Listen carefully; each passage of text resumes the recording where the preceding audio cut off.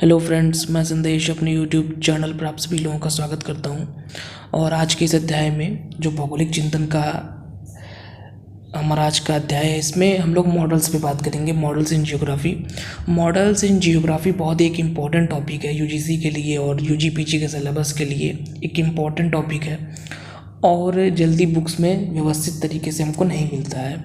तो आज के इस अध्याय में दोस्तों हम लोग सबसे पहले तो मॉडल को समझेंगे, पूरा बेसिक क्या है, कैसे है, और इसके बाद मैं आपको ये भी बताऊंगा कि आपको लिखना कैसे है, किस तरीके से इसकी नोट्स प्रिपेयर करनी है आपको, क्योंकि ये एक ऐसा टॉपिक है जिसमें अलग अलग बुक्स में अलग अलग तरह की चीज़ें मिलेंगी। तो इसीलिए एक पूरा अलग अलग बुक से मैंने इसको समझा है, तो एक पूरा कंबाइंड वे में हम अध्ययन करेंगे, क्योंकि सारी चीज़ें पढ़ना हमें आवश्यक नहीं है। जो मेन चीज़ें हैं, जो ज़रूरी हैं, वो चीज़ें हम देखेंगे और लास्ट में मैं आपको पूरी हेडलाइंस भी बता दूंगा, जिससे आप इसका एक अच्छा नोट्स प्रिपेयर कर लो और एग्ज़ाम की आपकी अच्छी प्रिपरेशन हो जाए। तो चलिए शुरू करते हैं।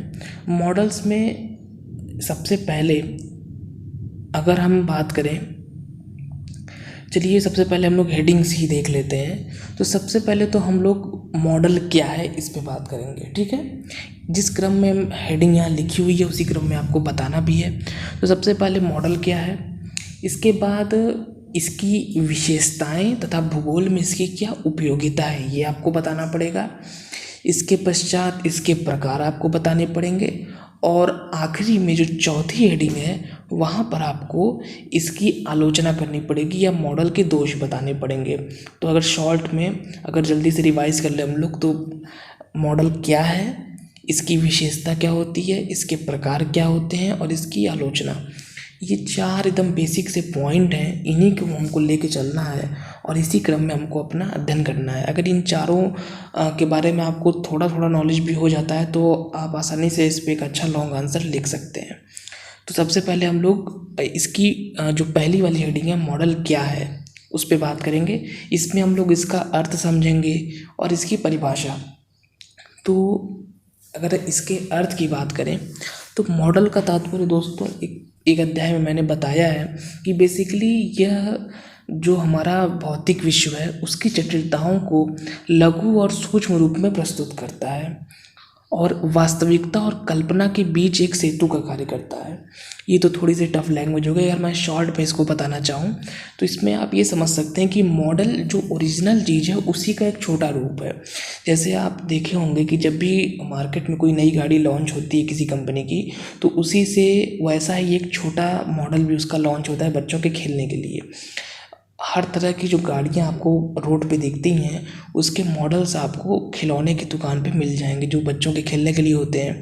इसी तरीके से जैसे ग्लोब जो हमारी पृथ्वी है उसका एक प्रकार का मॉडल है और इस तरीके के बहुत सारे मॉडल आपको मिलेंगे। छोटे छोटे मतलब हर चीज़ के मॉडल होते हैं। आप लोगों को याद होगा कि जब आप छोटे थे तो आप लोग उससे खेलते रहे होंगे, जो खाना बनाने के सामान होते हैं, बर्तन होते हैं, गैस इत्यादि, छोटे छोटे बच्चों के खिलौने इस तरह के मिलते हैं। ये छोटी छोटी सी चीज़ें हैं जो कि इसी से हम अपने टॉपिक्स को अच्छे से क्लियर कर सकते हैं। वो सारी चीज़ें क्या थी, वो खिलौने थे लेकिन वो वास्तव में मॉडल थे। मतलब मॉडल का तात्पर्य ये है, अब ये एग्जाम्पल्स हो गए, अब इस एग्जाम्पल को आपको एक सही शब्द देने हैं। तो मॉडल या प्रतिमान जो है, इसे हिंदी में प्रतिमान भी कहते हैं, ये चीज़ ध्यान दीजिएगा। हो सकता है कभी प्रतिमान दे के आ जाए क्वेश्चन तो आपको कन्फ्यूज़न ना हो। ये जो हमारा विश्व है इसकी जटिलताओं को लघु और सूक्ष्म भाव में प्रस्तुत करते हैं और ये वास्तविकता और कल्पना के बीच सेतु का कार्य करते हैं। एग्जाम्पल के लिए जैसे मान लीजिए कोई फोटोग्राफ है, तो जो फोटोग्राफ है वो बड़ी वास्तविक आकृति को लघु रूप में प्रस्तुत करता है। तो ये चीज़ें, ये डिफिनेशन है, ये इसका अर्थ है, डिफिनेशन नहीं है, ये इसका अर्थ है। और जो चीज़ अभी मैंने स्टार्टिंग में बताई है वहाँ से हमको उम्मीद है कि आप इसका अर्थ और अच्छे से अपने से बना भी सकते हैं। और ये जो यहाँ लिखा हुआ है ये भी सही है, तो इसको भी आप देख लीजिएगा। सबसे पहले मॉडल शब्द का यूज़ किया नील बोर ने, ये चीज़ आप अपने आंसर में ज़रूर मेंशन करिएगा। नील बोर, आप लोग अगर केमिस्ट्री पढ़े होंगे तो परमाणु मॉडल ज़रूर पढ़े होंगे, तो उसमें आपने रदरफोर्ड का परमाणु मॉडल, बोर का परमाणु मॉडल, अलग अलग विद्वानों के परमाणु मॉडल जरूर पढ़े होंगे। तो नील बोर महोदय ने सबसे पहले मॉडल शब्द का यूज़ किया अपने परमाणु मॉडल से संबंधित। इसके बाद भूगोल में जब इसकी शुरुआत हुई तो वो मात्रात्मक क्रांति से हुई। ठीक है, मात्रात्मक क्रांति जब आई उसके बाद से भूगोल में इसकी शुरुआत हुई। एडवर्ड एकरमैन आपको याद होगा, एकरमैन महोदय ने विश्व को जनसंख्या संसाधन प्रदेशों में डिवाइड किया था। तो एकरमैन महोदय ने भूगोल में इसकी स्टार्टिंग की। शोरले और हैगेट ने बहुत सारी किताबें लिखी मॉडल से संबंधित, आपको याद ही है, अभी हम आगे देखेंगे उसको। इसके अलावा ब्रेड ने, मॉरिल ने और एकॉफ ने इसके विकास में अपना योगदान दिया। तो इसमें आपको कुछ विद्वानों के नाम ध्यान में रखने हैं। एक तो बोर, दूसरे एडवर्ड एकरमैन, फिर शोरले, हैगेट, एलन ब्रेड, आरएल मॉरिल और आरएल एकॉफ। ये कुछ ऐसे विद्वान हैं जिन्होंने मॉडल के क्षेत्र में काफ़ी कार्य किया हुआ है। तो ये हो गया आपका अर्थ। ठीक है, इतने में आप अर्थ बता देंगे। अब इसकी हम लोग डेफिनेशन देख लेते हैं। डेफिनेशन दोस्तों बुक्स में आपको बहुत सारे विद्वानों को मिल जाएंगी। तो मैंने जो इसमें डेफिनेशंस नोट किए हैं, इसमें से मुझे जो सबसे अच्छी डेफिनेशन लगी वो पीटर हैगेट की लगी, क्योंकि पीटर हैगेट की डेफिनेशन इंपॉर्टेंट भी है, क्योंकि पीटर हैगेट का खुद बहुत ज़्यादा योगदान है मॉडल वाले एरिया में। तो इनकी डेफिनेशन जैसा कि आप देख रहे हैं कि मॉडल वास्तविक जगत का आदर्शीकृत प्रदर्शन होता है जिसका निर्माण इसके निश्चित गुणों को प्रदर्शित करने हेतु किया जाता है। किसके निश्चित गुण? जो वास्तविक जगत है उसके। जैसे मान लीजिए कोई, जैसे मैंने आपको बताया ट्रक तो ओरिजिनल होती है, रोड पे चलती है, सामान ढोने का काम करती है, लेकिन उस ट्रक का अगर हम एक छोटा सा मॉडल बना दें बच्चों के खेलने के लिए, तो वो उस ट्रक का एक प्रकार का आदर्शीकृत प्रदर्शन कर रहा है वो छोटा सा मॉडल। तो वही डेफिनेशन दी है हैगेट ने कि मॉडल वास्तविक जगत का आदर्शीकृत प्रदर्शन होता है जिसका निर्माण इसके निश्चित गुणों को प्रदर्शित करने हेतु किया जाता है। तो ये हो गई डेफिनेशन। और पीटर हैगेट की डेफिनेशन दोस्तों बहुत ज़्यादा रटने की आवश्यकता नहीं है। मैंने बहुत सारी डेफिनेशन और भी लिखी हुई हैं, लेकिन वो डेफिनेशन थोड़ी टफ है। तो ये डेफिनेशन सबसे इजी है और अच्छी डेफिनेशन है और इम्पॉर्टेंट विद्वान की डेफिनेशन है। डेफिनेशन देते समय दोस्तों आपको ये भी ध्यान रखना होता है कि किस विद्वान की आप डेफिनेशन दे रहे हैं। पीटर हैगेट एक बहुत ही इम्पॉर्टेंट जियोग्राफर है, तो इनकी डेफिनेशन देना हमारे लिए बहुत ज़्यादा ज़रूरी हो जाता है। तो ये हो गई परिभाषा। अब आप चाहें तो इस परिभाषा को और ज़्यादा डिफाइन भी कर सकते हैं, और ये सारी चीज़ें इस पर डिपेंड करती हैं कि आपके पास समय कितना है एग्ज़ाम में, नोट्स में। लेकिन मैं आपको कहूँगा कि आप इसको अच्छे से नोट्स जब प्रिपेयर करिए तो पूरा डिटेल में करिए। उसके बाद जब आप उतना डिटेल में प्रिपेयर करेंगे नोट्स, तो ऑलरेडी आप इतना तैयार हो जाएगा आपका कि आपको फिर एग्ज़ाम के लिए बहुत मेहनत करने की आवश्यकता नहीं होगी। तो ये हो गया इसका जो पहली वाली हेडिंग थी उसका मैटर यहाँ पे कंप्लीट होता है। मतलब इसका हम लोगों ने अर्थ भी देख लिया और इसकी परिभाषा भी देख ली। ये हो गया आपका मॉडल क्या है। अब जो दूसरी हम लोगों की हेडिंग थी मॉडल की विशेषताएं। तो मॉडल की विशेषताएं कोई नई चीज़ नहीं है, जो चीज़ें ऑलरेडी हम लोग पढ़ चुके हैं। मुझे एक बार एक टीचर ने बताया था मेरे सोशियोलॉजी जब मैं पढ़ रहा था, तो मुझे लगा कि ये चीज़ भी आपसे शेयर करनी चाहिए। तो उन्होंने एक चीज़ बताई थी, बहुत अच्छी चीज़ बताई थी। सोशियोलॉजी में क्या होता है कि सोशियोलॉजी में बहुत सारे विद्वान हैं, जैसे मार्क्स का सिद्धांत है मान लीजिए, या फिर स्पेंसर है, बहुत सारे विद्वान उसमें हैं। और बहुत सारे ऐसे टॉपिक हैं जिसमें हम लोग को विशेषता खूब बतानी पड़ती है। जैसे अगर मैं कुछ एग्जांपल दूं तो पूछा जाता है, बहुत अजीब अजीब से उसके टॉपिक्स हैं, जैसे संघर्ष क्या है, प्रतियोगिता क्या है, और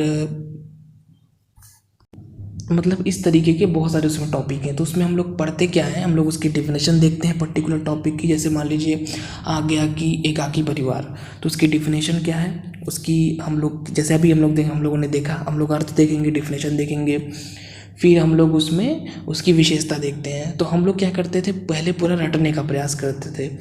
विशेषता के मान लीजिए 10 पॉइंट है तो हम लोग 10 पॉइंट को रटने का प्रयास करते थे। तो उन्होंने क्या बताया टीचर ने, उन्होंने एक ऐसी ट्रिक बताई।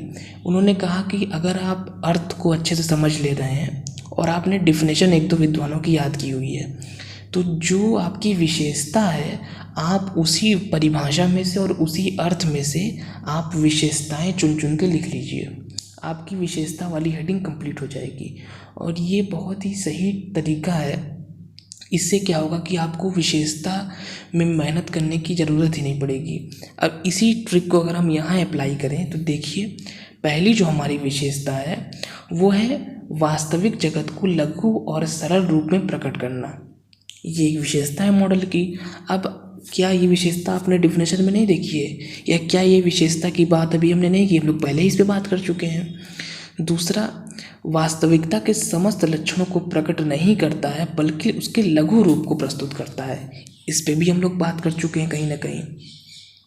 ये वास्तविकता का एक आदर्शीकृत और सामान्यीकृत स्वरूप को प्रदर्शित करता है। और इसमें कुछ चीज़ें आपको अलग भी याद करनी पड़ेंगी, जैसे इसका जो यूज़ होता है वो थ्योरी के फॉर्मेशन में, अर्थात सिद्धांत निर्माण में और परिकल्पना के निर्माण में होता है। इनके माध्यम से जो उपलब्ध आंकड़े होते हैं वो बहुत, उससे काफ़ी ज़्यादा हमें सूचनाएं प्राप्त होती हैं। तो ये इसकी कुछ इम्पॉर्टेंट विशेषताएं हैं, जिसमें कि एक दो अगर हम हेडिंग को छोड़ दें तो स्टार्टिंग के तो बहुत सारे जो पॉइंट्स हैं हमारे, वो ऑलरेडी जो चीज़ हम लोग परिभाषा में देखे हैं और जो चीज़ हम लोग डेफिनेशन में देखे हैं और अर्थ में देखे हैं और पूरा जो हम लोगों ने समझा है, वहीं से हम लोगों ने विशेषताएं भी नोट की हुई हैं। तो इससे एक चीज़ ये पता चलती है कि विशेषता को बहुत आपको रटने की आवश्यकता नहीं है। एक दो पॉइंट जो आपको लगे कि हाँ वो थोड़े अलग हैं, उनको आप देख लीजिए। बाकी मैक्सिमम पॉइंट वही होंगे जो ऑलरेडी आप कहीं ना कहीं परिभाषा के माध्यम से और अर्थ के माध्यम से समझ चुके हैं। और अगर इसकी हम भूगोल में उपयोगिता की बात करें तो भूगोल में इसकी उपयोगिता यही है कि इसके माध्यम से हम सिद्धांतों का निर्माण करते हैं, परिकल्पना का निर्माण करते हैं। इसके माध्यम से, मॉडलों के माध्यम से हमको जो है किसी भी मतलब पर्टिकुलर टॉपिक के बारे में अच्छे से ज़्यादा सूचनाएं प्राप्त होती हैं। और वास्तविक जगत को हम छोटे रूप में भी देख सकते हैं। वास्तविक जो भी चीज़ है उसको लघु और सरल रूप में हम प्रकट कर पाते हैं। तो ये उसकी कुछ भूगोल में उपयोगिता भी हो जाएगी और विशेषता। दोस्तों, इसमें भूगोल में उपयोगिता और इसकी विशेषता अलग अलग लिखने की आवश्यकता नहीं है। ये एक ही हेडिंग में आपको ये दोनों चीज़ें लिखनी पड़ेंगी, क्योंकि अगर हम विशेषता की बात करें और उपयोगिता की बात करें तो ऑलमोस्ट दोनों चीज़ें सेम ही हैं, अलग नहीं है। तो जो चीज़ आप विशेषता में लिखेंगे वही चीज़ आपकी उपयोगिता में भी होगी। तो इसकी आप अलग अलग हेडलाइन मत बनाइएगा, इसको आप ऐसे लिख दीजिएगा कि इसकी विशेषताएं व उपयोगिता। तो आप जो भी चीज़ लिखेंगे वो विशेषता के लिए भी काउंट हो जाएगी और वो उपयोगिता में भी काउंट हो जाएगी। तो ये तो हो गया इसकी विशेषता से संबंधित मैटर।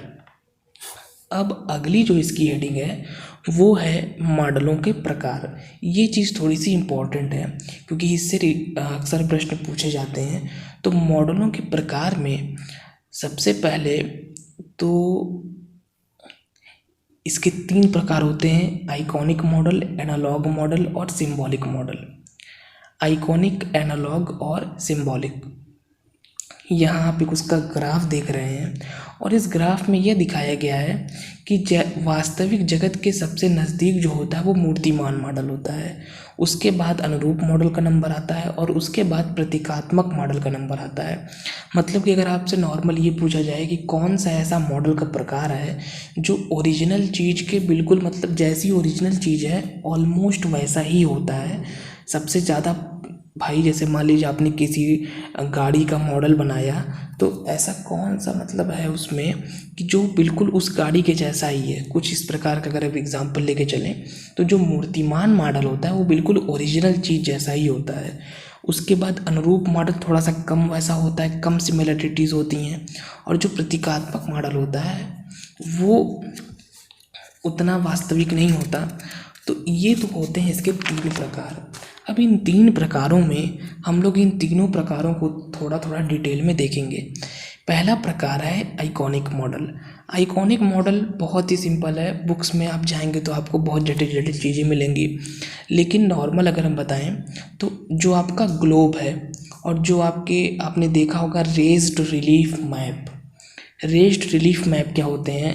रेस्ड रिलीफ मैप में क्या होता है कि जैसे मान लीजिए कहीं पहाड़ दिखाना है, अब आप अपना अगर आप एटलस खोलें तो एटलस में आपको पहाड़ इत्यादि नॉर्मल पेज पे दिखेंगे, लेकिन जो रेस्ड रिलीफ मैप होते हैं उनमें अगर कहीं पहाड़ दिखाना है तो प्लास्टिक के माध्यम से या किसी भी चीज़ के माध्यम से पहाड़ बनाया जाता है असली में। कहीं गड्ढा दिखाना है तो उस भाग को गहरा किया जाता है, कहीं ऊंचा नीचा भाग दिखाना है तो वास्तविकता में उसको वैसा बनाया जाता है।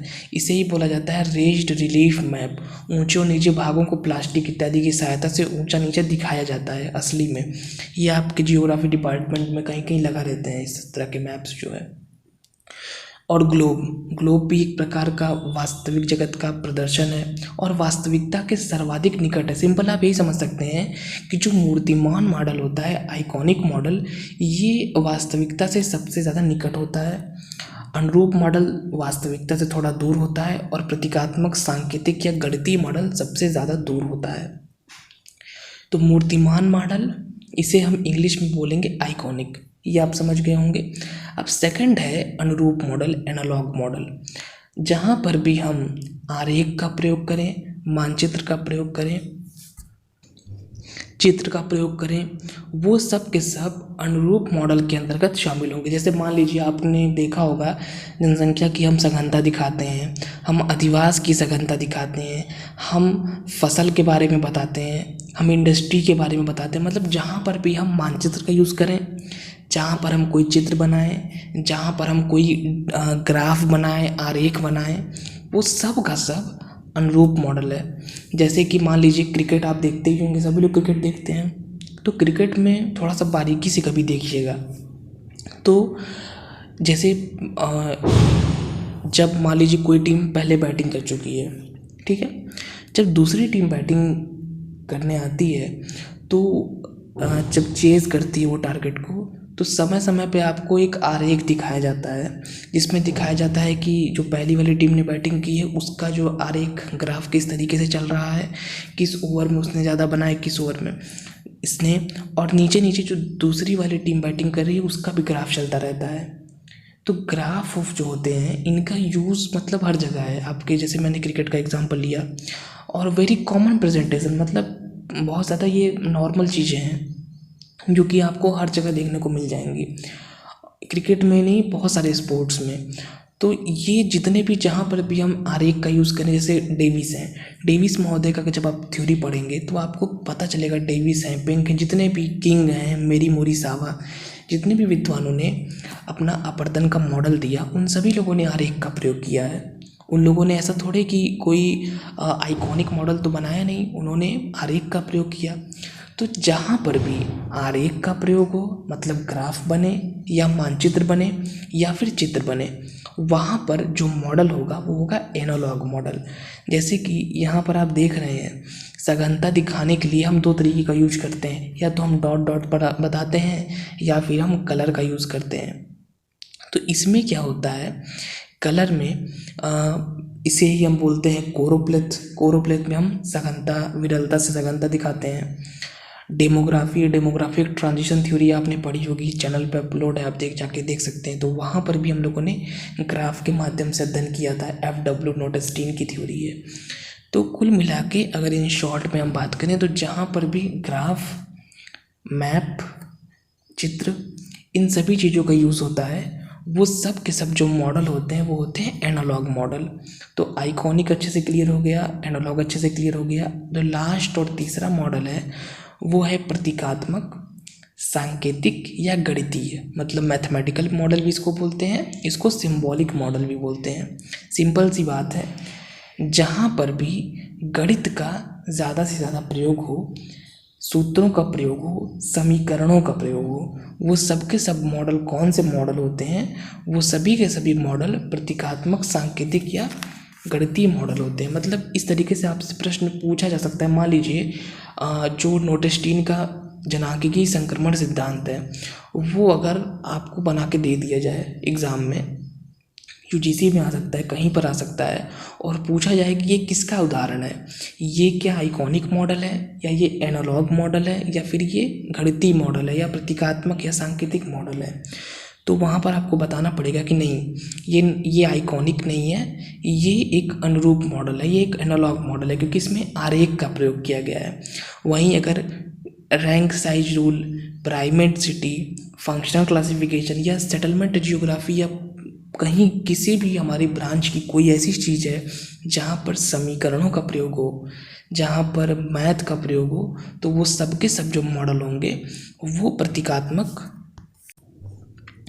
मॉडल के अंतर्गत शामिल किए जाएंगे। और इसमें आपको ये चीज़ भी ध्यान देनी है कि प्रतीकात्मक को सांकेतिक और गणितीय मॉडल भी कहते हैं।